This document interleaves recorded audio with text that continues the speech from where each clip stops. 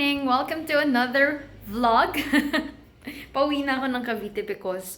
pauwi na ako ng Manila because I need to finalize all the things na kailangan ko iuwi from the apartment since nag-move out na completely dito. Completely, meaning even work included. So, maglinis muna ako bago tayo umuwi para... I like cleaning the house before leaving. Gusto ko super linis, tidy siya. Para pag bumalik ka, parang laging masarap umuwi kasi nga malinis. So, try to practice that as well.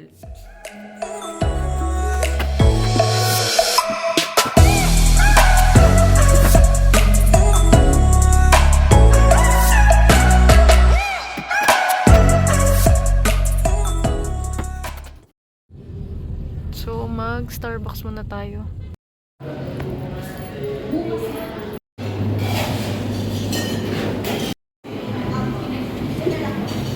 Finally got our drink. Favorite. Hey, it's church day. I'm on my way to Favor.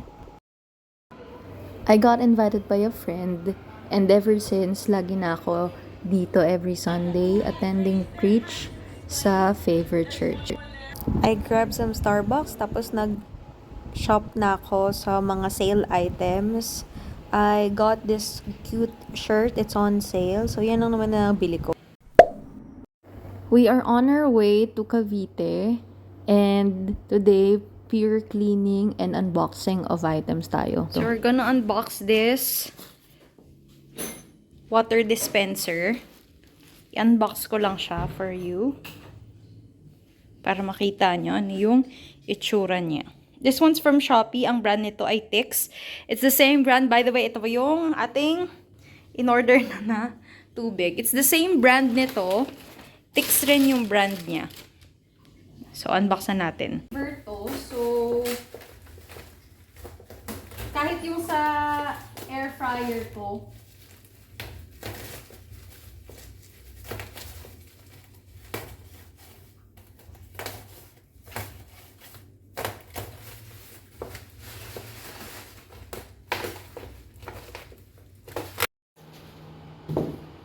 water dispenser. Yan.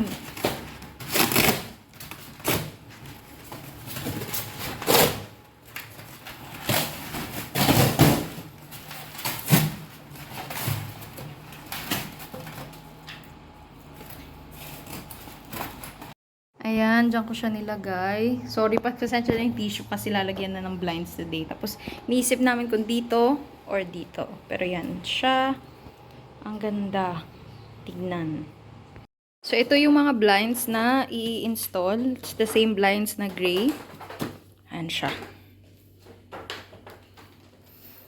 Dito. Okay, may mga Shopee items pa ako na nandito. I-unbox na natin sila. Ayan. Bibilis lang. Unahin ko na tong dito sa maliit na lalagyan. Ito yung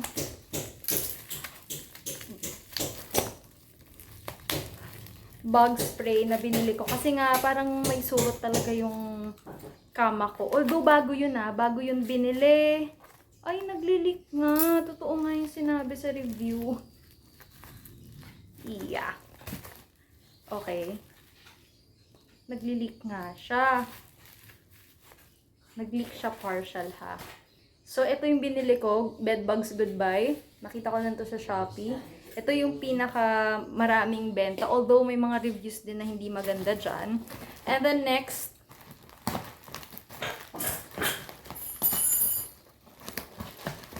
oh my God, ang hirap buksan. Ito more on sa bahay, huhugasan ko lang yung binilad na sa araw yung kama ko. Meron talaga siyang surot. Hindi ko alam bakit ganun. Kasi bago naman binili yung yung kama. Hindi ko alam ba't siya sinurot. And then, lagi ko naman pinapalaundry yung mahirap buksan. Wait lang.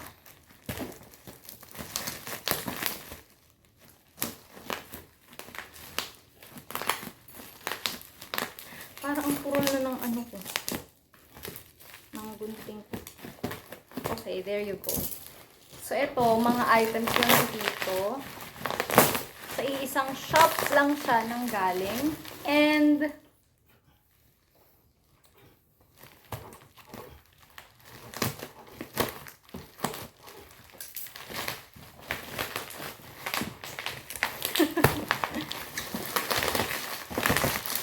okay. Mga containers lang to. Try lang akong bumili ng mga containers from this shop. Para sa mga... Okay, nahirapan na talaga ako siyang buksan. Parang ayaw niya talaga. Magpabukas natin. Hold on. Uy, mapabukas ka naman. Wait lang. Okay, so ayan yung laman niya. Mga containers lang to for the refrigerator. It's from one shop na dito ko talaga in-order yung mga containers ko. Aside from buying items from Mr. DIY. Okay din yung items nila. Okay, simulan na natin. So, ang hirap buksan. Sobrang intact na intact. Ang pagkakalagay. Ang hirap ng buksan. Pero okay lang. Importante. Sealed. Okay, simulan na natin dito. This will be my meat container. So, yung mga meat na ilalagay. Okay, sorry. Ito pa yung sports shirt dun sa company na pinag-resignan ko. Ayan siya. So, you put your meat here. Ang mahilig ako sa mga ground beef, ground pork, yan. Sa mga chicken na naka-slice, chicken tenders, yan. So, dyan may lalagay. What I like about this is it's removable. So, kung magluluto ka, pwede mong tanggalin yung isa para dito lang yung gagamitin mo. And it's partitioned into for containers para per week pwedeng ganyan yung gawin mo. And then ito, lalagyanan ko ng ginger and ba't pala dalawa sila? Lalagyanan ko ng stored garlic and onion. Ayan, gusto ko din to kasi yung lalagyanan ko dito parang nasa tasa siya. Ito mas maganda. So, mas madali mong kunin. I like this. Pero hindi ko alam ba't dalawa yung na-order ko. Isa lang ito eh. It's the same. Ayan, itong isa. Hindi ko nabuksan. And meron ako ditong binili for fish. Storage ng mga... Ano yun? Storage ng pang-isda. Mahilig ako sa isda. So, pag bibili tayo, ayan, may lalagyanan na siya. So, if you want it sliced. Tapos, I also have here. Ano to? So you can like, may pagganong pa siya. So, ito, para sa dito, parang lalagyanan to ng mga pods. Para dun sa coffee area ko. Wala pa kasi akong pera, so hindi ako makabili ng coffee maker. But I have here a coffee brewer. So, pwede na siguro muna yun. Pero dito ko sana ilalagay yung mga pods. Yan. So, ang cute, diba?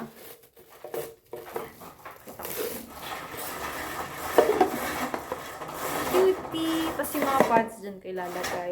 Tapos, ang galing kasi meron silang may free na ganito. And then, at the same time, meron yung parang if you want to label it, susulat mo dyan. Nice, right?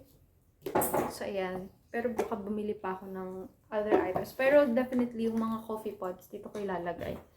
Yun lang for our Shopee haul. And nakita ko lang yung kaka-install lang. May water filter na finally. Sana wala nang rashes at kati-kati. Ayan siya.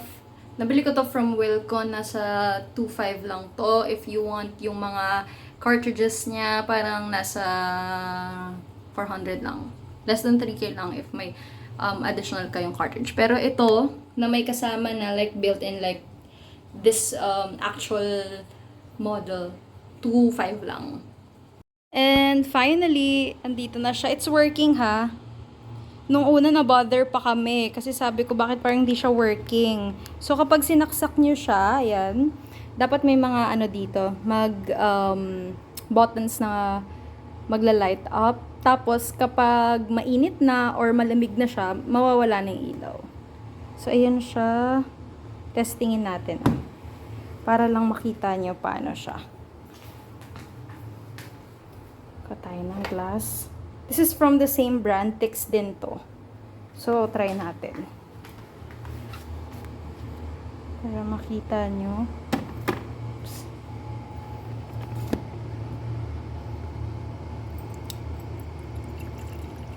Okay.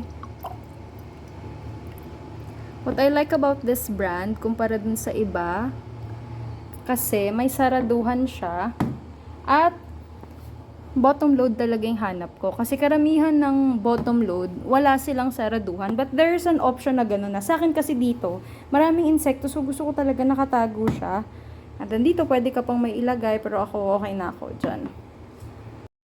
I'm so happy with all my purchases at nakaligo na rin ako. Alam niyo, ang sarap-sarap maglinis ng bahay. After nun, maliligo ka. I'm so happy kasi yung mga items na binili ko, okay sila. So, ayan, andyan yung water dispenser and then magkakaroon ako dyan ng coffee corner. Hindi pa dumadating yung coffee machine na binili ko sa Shopee. Medyo lately, gustong-gusto ko talaga eh. Ayun, hindi ko pa natitest yung air fryer. Pero, next time, or next week, baka mag-try na ako niyan para malagay ko lahat ng links kung saan ko sila pinagbibili. Baka gusto nyo rin. And, baka makalimutan ko yung blinds. It's my second time ordering from that shop. First time ko mag-order, 2 blinds yung binili ko. And then, on the second checkout na ginawa ko recently, 4 yung binili ko. So, ayan, installed na sila. I'm so excited for the other items na gusto ko i-check out. Pero kasi naghihigpit din ako ng budget ko. Kasi I resigned from work. So, yung mga meron ako ditong nabili, eto pa yung mga na-check out ko or naiuwi ko dito. Kasi some of these, na-check out ko na before, nung may work pa ako. Syempre ngayon na wala pa akong work, mag-iintay pa ako ng salary ko ulit dun sa next month bago ko maka-check out ng items. But I'm so happy with all the purchases that I have. Siguro next month, yung mga iba naman na nasa cart ko, i-check out ko. There are items that I really wanted for the house. So, check out nyo yung mga old ko na videos or yung mga 2 videos ko. Andun yung mga iba ko pang purchases. But so far, I'm happy with all of the items here. Ito na lang talagang coffee corner yung aabalahin. Kasi, ang cute-cute niya. Again, hindi ako coffee person. Pero yung start ako sa law school, doon na talaga nag-start yung addiction ko with coffee. Ayun, need ko na muna lumabas because magpapa-laundry tayo para talagang super clean ng bahay. Parang di siya complete hanggat di tayo nakakapagpa-laundry. Anyway, yun lang. Lalabas muna tayo para magbili ng kung ano-anong bagay at magpapa-laundry. Tara. On sale sa Toby Sports, so bumili lang ako ng 1 pair of Adidas shoes. So cute. I'll be getting this. So, we're home.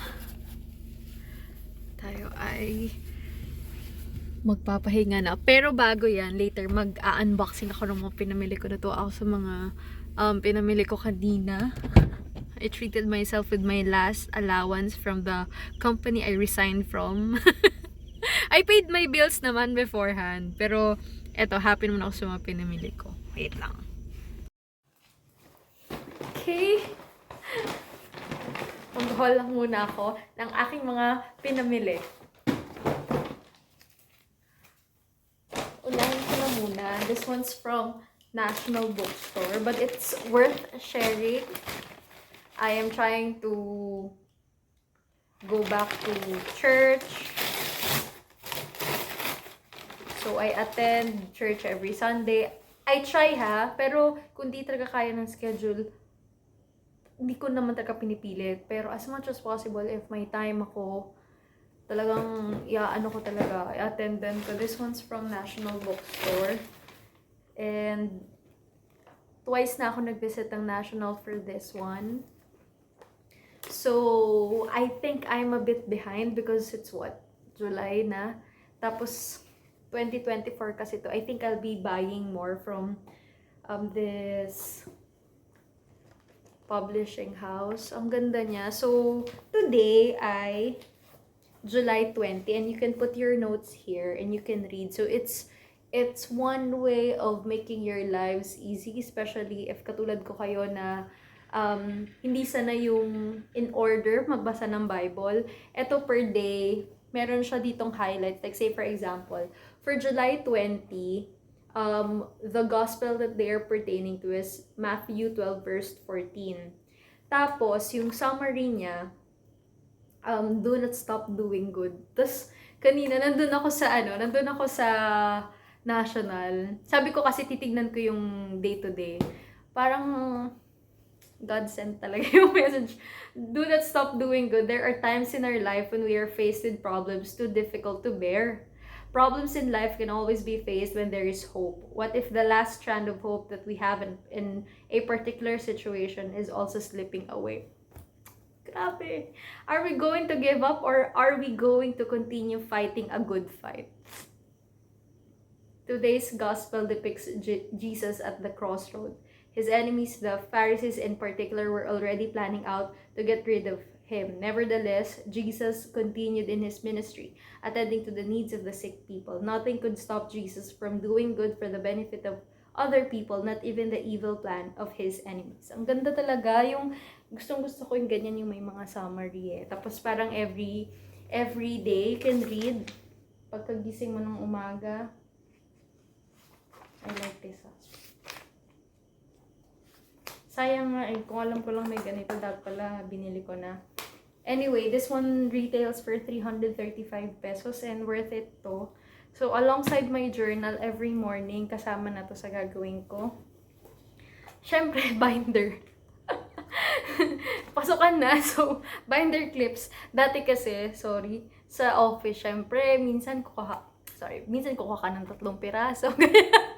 Lalo na ng office. Edi magbili na tayo ng binder clips. Then, isunod ko tong Adidas shoes. Pag bumibili ako ng sapatos, ang pinaka-favorite ko na brand ay Reebok. It's the best for traveling. May isa akong nagustuhan from Reebok. I really like the style, everything. Pagbalik ko ng Sports Central, wala na, ubos na, nangihinayang ako. It was on sale. Kaya sabi ko, ay, babalikan ko to, hindi naman siguro to mabibenta, ganyan. Pagbalik ko, after 2 weeks, wala na, nabenta na siya. So, sabi ko, super sad. So, nag-check ako kung saan. Ang budget ko kasi lagi for trainers or running shoes, nasa 4,000 below. But as much as possible, itatry ko i-achieve yung below 3K. One time, around 2019 to medyo nakaangat-angat na tayo in life. Story time lang, no? Para fun lang. Around 2019, I bought a lot of shoes talaga. Kasi yun yung time na I'm okay with my career, my brother is doing good, our family is very stable. Sabi ko, it's time naman to give back. Bumula ako ng maraming shoes. Pucha, the next year, pandemic. So lahat halos ng shoes ko, nagkasira-sira na lang. Kasi nung time na susuotin mo na, wala na, nasira na siya. So, I think, ang dami ko shoes na nasira that time. Kasi nag-splurge talaga ako 2019. Tapos the following year, nagka-pandemic. Di ka naman makalabas, di mo naman magagamit. So, nasira sila halos lahat. Until I only have one running shoes left. Yun yung bumalik yung friend ko sa pag-gym. Nakisabay ako. Nasira siya. As in, babuka na siya. Nasira siya dun. So, I was forced to buy one para lang makauwi ako that day. Ano lang yan, recent lang yan this year, no? So, sabi ko, after 6 years, kasi that one naman, Reebok, the favorite ko talaga na brand yan. Pag uwi ko, pagpunta ko ng store ko, anong pinakamura, kinuha ko na lang. For the sake lang na may maisuot ako pabalik. Kasi wala eh. The following day, meron agad ulit na gym. Gusto kong sumama. So sabi ko, pwede na to. But I really don't like that pair of shoes. I just bought that just because I needed something to wear and gusto ko yung cheap. So ito, sabi ko, yung nakita ko kanina sa store. Sabi ko, naka-sale ah. From 2,600, I think, nasa 2,300 na lang yung binayaran ko. But when I checked the store, nasa ganung price din naman talaga siya. Cute niya. See that? I like this pair. It's not white, it's a bit silver. Super cute. Pair from Adidas. At least hindi siya yung super white agad. Parang basta pa yung silver yung tone niya. And I like this. Ito gusto ko talaga to. Although, ginagamit ko pa rin naman, iniiwan ko sa kotse ko yung running shoes na yun, just in case. And then lastly, ganyan ko lang to na-discover. Tapos, sabi ko, I love buying perfumes in small sizes. It's very memorable whenever I travel. I bring with me small perfumes. And every time I smell it, yung ano na talaga ha, small perfumes, but yung on the luxury side, I like buying them. Tapos, pupunta ako kunyari sa duty free or pupunta ako sa airport, ganyan. Pag pupunta ako, bumibili talaga ako ng maliliit lang kasi yun lang yung kaya ko eh. And then, kanina sa mall, sabi ko, parang mabubudol ka talaga kasi talagang susundan ka talaga nila. Nabudol talaga ako. So, pinaamoy-amoy nila sa akin. I know, alam ko talaga yung mga amoy ng mga brands na yon. Sabi ko, baka amoy na kaamoy. Sabi ko, try ko nga isa. Wala na, nabudol na ako, nakadalawa ako. I got one for myself because it's very cheap naman eh. And then I got one for my boyfriend. Kasi yung boyfriend ko naman, pag nagpabango, katulad ko rin, yung tipong lahat na ng, yung sobrang mag-spray. That's why I buy small travel size lang whenever I travel. Gusto ko lang yung parang maalala ko yung memory. Iba kasi nagagawa kapag yung amoy na papaalala sa'yo at a certain time and place andito ka. So, whenever I travel, I really use good luxury perfume. Yun yung pinaperfume ko sa sarili ko. And it lasts you the whole day pag nagta-travel ka. So, ito naman, nagulat ako kasi ang dami niyang brands sa SM. But I don't know, Jan Darcy. But this one's really good. I got one for myself and then yung isa sa boyfriend ko just in case na naubos yung kanya. Tsaka kasi, tawag dito, minsan, di ba, pag may gusto ka talagang scent, hindi mo maiiwasan, gusto mo siyang ipaligo. I have those days, especially if I feel kikay that day, I feel na ang ganda-ganda ng outfit ko, talagang tinotodo ko yung pabango, parang it seals the deal that day pag pinerfume yung sarili mo. And I think this one's really good because I smelled all of the brands na gusto ko. Kaamoy talaga. And yeah, yun lang for the haul. Thank you guys for watching the video. I'll be ending the vlog here. Thank you so much for watching. Please don't forget to like and subscribe. Bye!